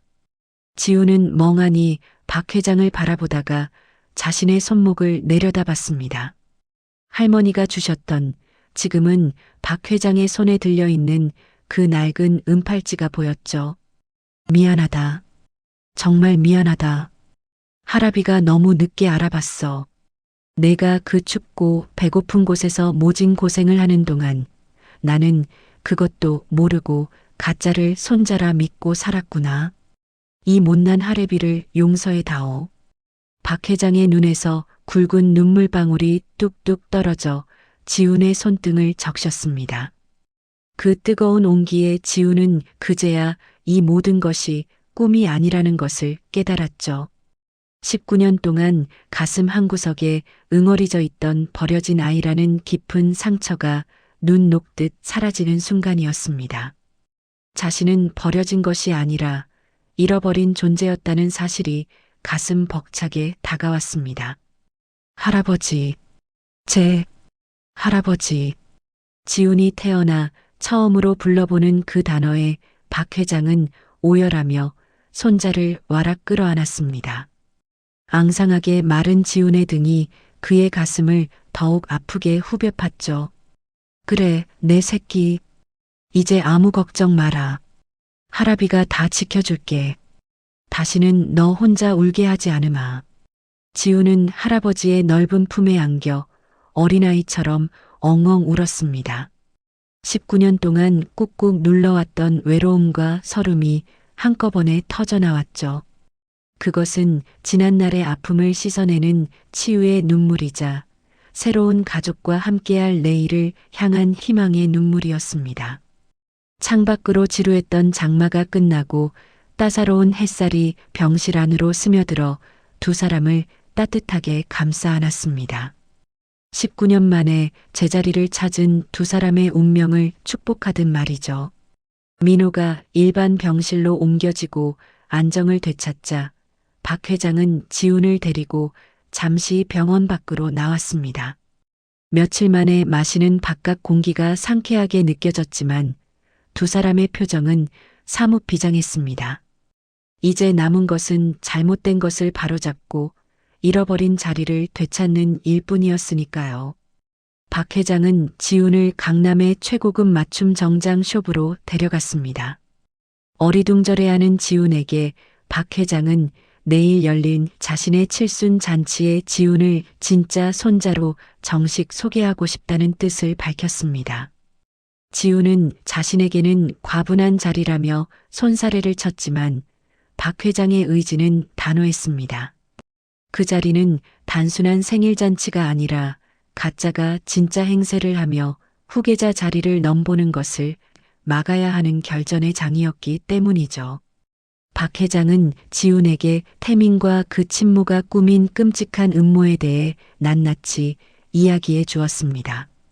19년 전 아이를 바꿔치기한 것도 모자라 최근 지훈을 감옥에 보내려 했던 것도 모두 그들의 짓이라는 충격적인 사실을요. 지훈의 주먹이 부들부들 떨렸습니다. 자신을 낳아준 부모님의 인생을 송두리째 훔쳐간 것도 모자라 자신과 가족을 파멸시키려 했다는 사실에 치가 떨렸죠. 더 이상 참고만 있을 수는 없었습니다. 지훈은 결의에 찬 눈빛으로 할아버지의 뜻을 따르겠다고 다짐했습니다. 다음 날 칠순 잔치가 열리는 호텔 연회장은 정재계 인사들로 인산인해를 이루었습니다. 화려한 샹들리에 조명 아래 태민은 마치 자신이 오늘의 주인공인 양 거들먹거리며 손님들을 맞이하고 있었죠. 그는 오늘 할아버지가 자신을 공식 후계자로 지명할 것이라 굳게 믿고 있었습니다. 한편 연회장 뒤편 대기실에서 지훈은 거울 앞에 서서 자신의 모습을 바라봤습니다. 낡은 배달 조끼 대신 몸에 딱 맞는 고급 슈트를 입은 그의 모습은 영락없는 재벌가 손자였지만 긴장감에 손바닥이 축축하게 젖어왔습니다.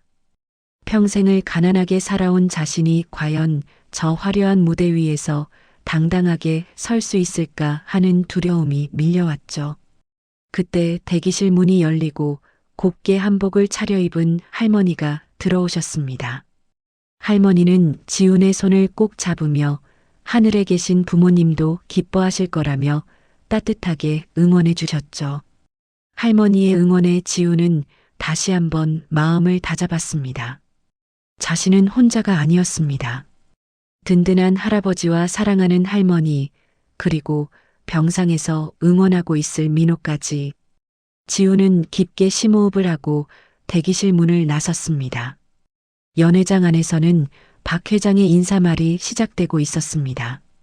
태민은 단상 바로 아래 가장 앞자리에 앉아 기대에 찬 눈빛으로 할아버지를 올려다봤죠. 장내의 모든 시선이 박 회장에게 집중된 가운데 박 회장은 오늘 이 자리를 빌려 여러분께 중대 발표를 하겠다며 입을 열었습니다. 모두가 태민의 후계자 지명을 예상하며 숨을 죽였지만 박 회장의 입에서 나온 말은 전혀 예상 밖의 것이었습니다. 제게는 19년 전 화재 사고로 잃어버렸던 진짜 손자가 있습니다. 오늘 그 아이를 여러분께 소개하려 합니다. 순간 연회장 안에는 정적이 흘렀습니다. 태민의 얼굴은 사색이 되었고 사람들은 웅성거리기 시작했죠. 그때 연회장 메인 문이 활짝 열리며 스포트라이트가 한 곳을 비췄습니다. 그 빛 속에서 당당하게 걸어 들어오는 한 청년. 바로 지훈이었습니다. 태민은 자신의 눈을 의심했습니다. 감옥에 있어야 할 그 배달거지가 최고급 슈트를 입고 자신을 향해 걸어오고 있었으니까요. 지훈은 태민 앞을 지나치며 차가운 시선을 던졌습니다. 그것은 더 이상 당하고만 살지 않겠다는 선전포고였죠. 단상에 오른 지훈은 마이크를 잡고 떨리지만 힘 있는 목소리로 자신을 소개했습니다. 안녕하십니까? 박진철 회장님의 친손자 한지훈입니다. 플래시 세례가 터지며 장례는 아수라장이 되었습니다. 태민은 비틀거리며 뒷걸음질 쳤지만 이미 돌이킬 수 없는 진실의 시작이었죠. 지훈은 단상 아래에서 사색이 된 태민을 내려다보며 생각했습니다. 이제 더 이상 도망치지 않겠다고. 잘못된 모든 것을 바로잡고 자신을 믿어준 소중한 가족들을 끝까지 지켜내겠다고 굳게 다짐했습니다. 지훈의 떨리지만 단호한 자기소개가 칠순 잔치의 화려한 연회장을 순식간에 얼어붙게 만들었습니다. 수백 명의 정재계 인사들은 숨을 죽였고 연주되던 감미로운 오케스트라의 선율마저 뚝 끊겨버렸죠. 샹들리의 불빛 아래 모든 시선이 단상 위에 선 박 회장과 그 옆에 당당히 서 있는 낯선 청년 지훈에게로 쏠렸습니다. 가장 먼저 이 무거운 정적을 깬 것은 태민이었습니다. 그는 자신이 방금 무슨 말을 들은 건지 도저히 이해할 수 없다는 듯 창백하게 질린 얼굴로 자리에서 벌떡 일어났습니다. 너무 놀란 나머지 의자가 뒤로 넘어가며 요란한 소리를 냈지만 그는 아랑곳하지 않고 단상을 향해 삿대질하며 이성을 잃은 듯 고함을 지르기 시작했죠. 저놈 사기꾼이에요. 할아버지가 노망이라도 드셨어요? 당장 저놈 끌어내지 않고 뭐해요? 태민의 악에 바친 외침에 연회장은 순식간에 아수라장이 되었습니다. 기자들의 카메라 플래시가 쉴 새 없이 터졌고 하객들은 서로 얼굴을 마주보며 이게 대체 무슨 상황인지 웅성거리기 시작했죠. 개 중에는 태민의 무례한 언사에 눈살을 찌푸리는 이들도 있었습니다. 지훈은 쏟아지는 시선과 플래시 세례에 잠시 눈을 질끈 감았지만 곧바로 주먹을 꽉 쥐고 태민을 똑바로 응시했습니다. 더 이상 피하지 않겠다는 결연한 의지였죠. 그때 박 회장이 마이크를 잡고 천천히 손을 들었습니다. 그의 작은 손짓 하나에 소란스럽던 장내가 거짓말처럼 고요해졌습니다. 박 회장은 그 어느 때보다 차갑고 매서운 눈빛으로 단상 아래의 태민을 내려다보았습니다. 태민아, 내가 저지른 짓을 정녕 내 입으로 말하게 해야겠느냐. 태민은 억울하다는 듯 발악했지만 박 회장은 더 이상 그를 상대할 가치조차 없다는 듯 외면했습니다. 대신 비서실장에게 짧게 고개를 끄덕였죠. 그러자 연회장 정면에 설치된 거대한 스크린이 환하게 켜졌습니다.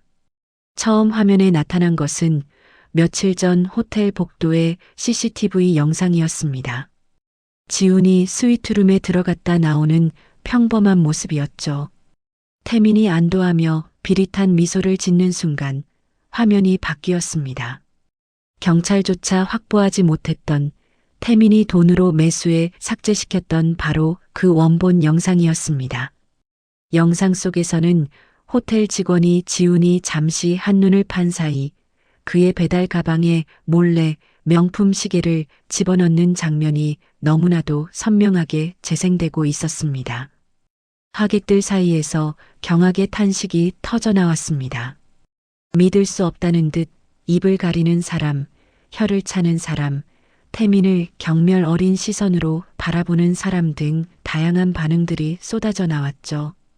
태민의 얼굴은 핏기 하나 없이 하얗게 질려버렸습니다. 조작이라며 소리를 질렀지만 이미 그의 목소리는 공허한 메아리에 불과했습니다. 박 회장의 증거 제시는 거기서 멈추지 않았습니다. 화면은 다시 바뀌어 호텔 근처 주차장의 차량 블랙박스 영상이 재생되었습니다.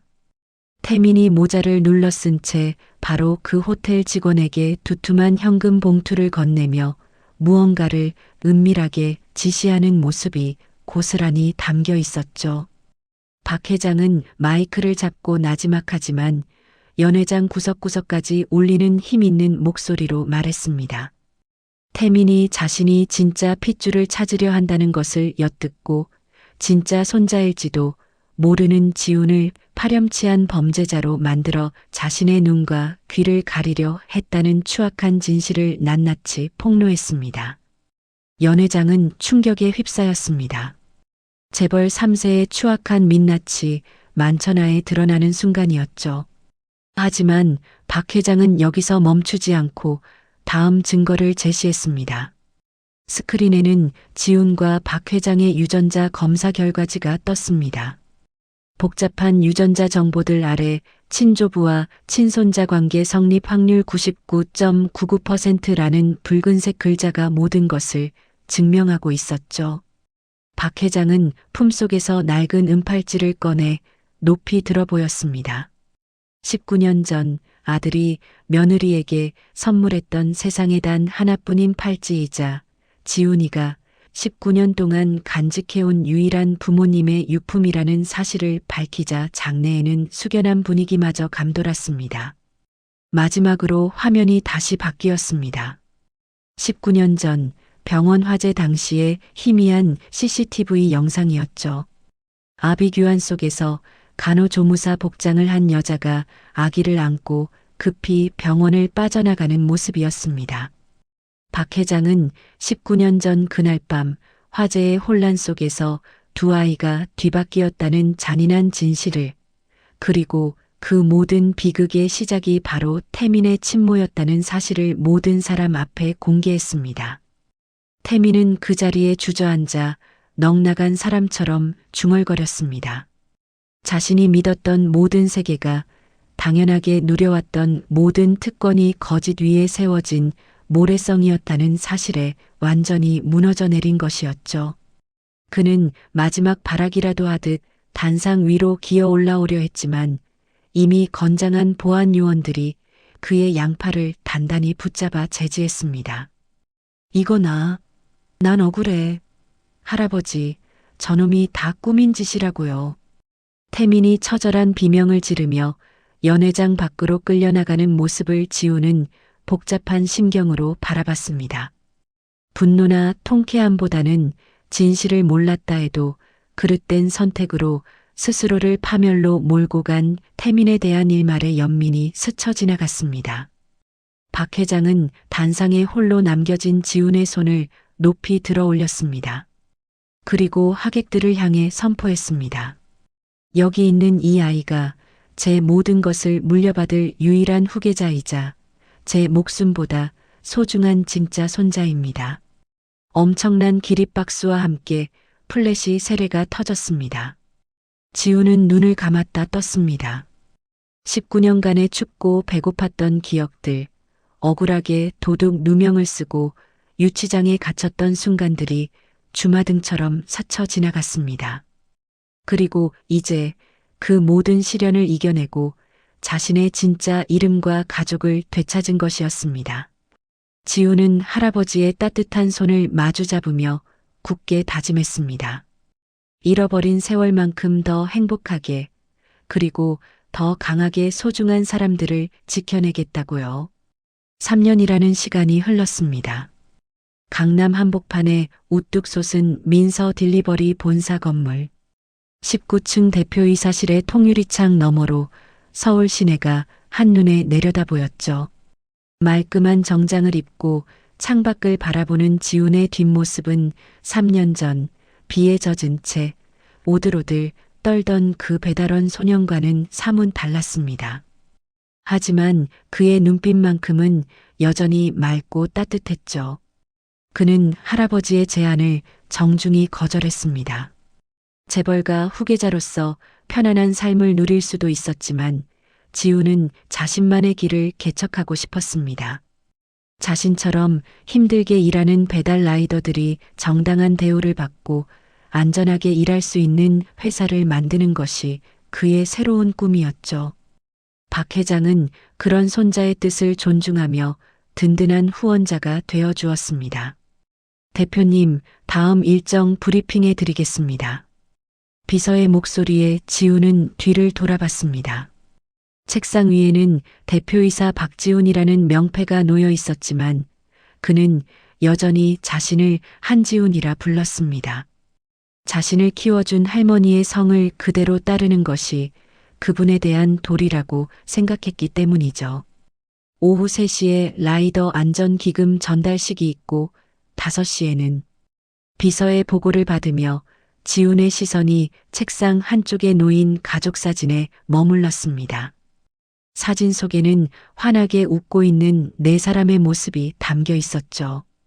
건강을 되찾아 또래 아이들처럼 씩씩하게 자란 11살 민호.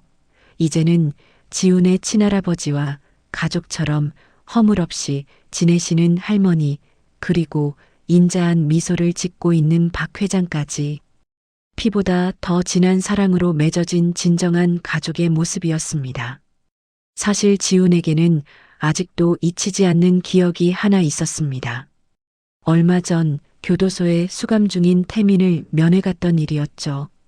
수의를 입고 고개를 숙인 채 앉아있는 태민은 예전에 거만했던 모습은 온데간데 없고 초라하기 그지없었습니다. 왜 온 거야? 날 비웃으러 왔어? 태민의 날선 반응에도 지우는 담담하게 말했습니다. 아니, 그냥 내가 죗값을 다 치르고 나오면 우리 회사에서 다시 시작해보라고 말해주러 왔어. 배달일부터 차근차근 배워보면 세상이 다르게 보일 거야. 지훈의 진심 어린 제안에 태민은 한참 동안 말을 잇지 못하다가 결국 고개를 떨구고 어깨를 들썩이며 울기 시작했습니다. 용서라는 것이 얼마나 큰 힘을 가지고 있는지 지우는 그때 깨달았죠. 오늘 저녁에는 가족들과 함께 저녁 식사를 하기로 했습니다. 지우는 퇴근 준비를 서둘렀습니다. 주차장으로 내려가 자신의 에마에 시동을 걸었죠. 3년 전 박 회장이 선물해 주었던 바로 그 오토바이였습니다. 비록 지금은 최고급 세단을 탈 수도 있는 위치였지만 지우는 여전히 오토바이를 고집했습니다. 초심을 잃지 않기 위해서였죠. 저택에 도착하자 맛있는 냄새와 함께 시끌벅적한 웃음소리가 현관 밖까지 새어나왔습니다. 할아버지, 제가 오늘 학교에서 100점 맞았어요. 민호가 성적표를 흔들며 뛰어오자 박 회장이 허허 웃으며 아이를 안아 올렸습니다. 아이고, 우리 민호 장하다. 누구 동생인지 참 똑똑하구나. 나도 커서 우리 형아처럼 훌륭한 사장님이 될 거예요. 그래서 아픈 사람들도 많이 도와줄 거예요.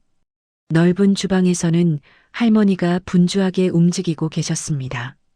처음엔 이 넓은 저택이 불편하다며 한사코 합가를 거절하셨던 할머니였지만 지훈을 친손자처럼 키워주신 은혜를 평생 갚고 싶다는 박 회장의 간곡한 부탁에 결국 한집살이를 시작하셨죠.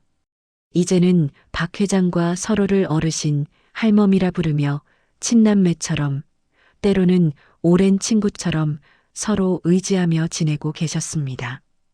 할멈, 내가 무리하지 말라고 몇 번을 말했소. 이러다 또 허리 아프면 어쩌려고 그래. 박 회장이 걱정스러운 잔소리를 건네자 할머니는 소녀처럼 웃으시며 대꾸하셨습니다. 아이고, 어르신도 참. 내 새끼들 입에 따뜻한 밥 들어가는 거 보는 게 내 유일한 낙인데 그걸 말리시면 어쩝니까? 어서 앉으세요. 국 식습니다. 두 분의 정겨운 실랑이를 보며 지훈의 입가에 행복한 미소가 번졌습니다. 저녁 식사 자리에서 뉴스가 흘러나왔습니다. 인터폴 적색 수배 중이던 최미자가 해외 도피 3년 만에 검거되어 국내로 송환되었다는 소식이었죠. 19년 전의 악연이 마침내 완전히 매듭지어지는 순간이었습니다. 하지만 가족들은 뉴스에 크게 동요하지 않았습니다. 과거의 그림자에 얽매이기보다는 현재의 행복을 누리는 것이 더 중요했으니까요. 식사를 마친 후 지훈은 박 회장과 함께 정원을 거닐었습니다. 밤하늘에는 별들이 총총히 빛나고 있었죠. 지훈아, 행복하냐? 박 회장의 물음에 지훈은 밤하늘을 올려다보며 대답했습니다. 네, 할아버지. 매일매일이 꿈만 같아요. 이 모든 게 할아버지 덕분이에요. 아니다. 내가 포기하지 않고 바르게 살아와 준 덕분이지. 내 부모님도 하늘에서 기뻐하실 거다. 박 회장은 지훈의 어깨를 감싸 안았습니다. 지훈의 손목에는 19년 전의 낡은 은팔찌가 여전히 반짝이고 있었죠. 그것은 과거의 아픔이자 현재의 행복을 이어주는 소중한 연결고리였습니다. 다음 날 아침 지훈은 여느 때처럼 일찍 출근길에 나섰습니다. 회사 로비 한가운데에는 특별한 전시물이 있었죠. 3년 전 그날 밤 사고로 찌그러졌던 벤츠의 범퍼와 산산조각 났던 지훈의 오토바이였습니다. 그 아래에는 기적의 시작이라는 작은 동판이 붙어 있었죠. 지훈은 그 전시물을 보며 잠시 생각에 잠겼습니다. 그날의 사고가 없었더라면 자신은 여전히 춥고 어두운 골목길을 헤매고 있었을지도 모릅니다. 인생의 가장 절망적인 순간이 가장 큰 축복의 시작이 될 수도 있다는 것을 그는 누구보다 잘 알고 있었죠. 지훈은 헬멧을 쓰고 다시 오토바이 시동을 걸었습니다. 엔진 소리가 경쾌하게 울려 퍼졌죠. 그의 앞에는 눈부신 햇살이 비추는 탄탄대로가 펼쳐져 있었습니다. 더 이상 혼자가 아닌 사랑하는 가족들과 함께 걸어갈 희망찬 미래를 향해 지훈은 힘차게 엑셀을 당겼습니다. 오늘 사연 마음에 와닿으셨나요? 재미있게 들으셨다면 주변에도 공유해 주시고 어디에서 함께 해주셨는지 댓글로 남겨주세요. 여러분의 한마디 한마디가 큰 힘이 됩니다. 오늘도 건강하고 따뜻한 하루 보내세요.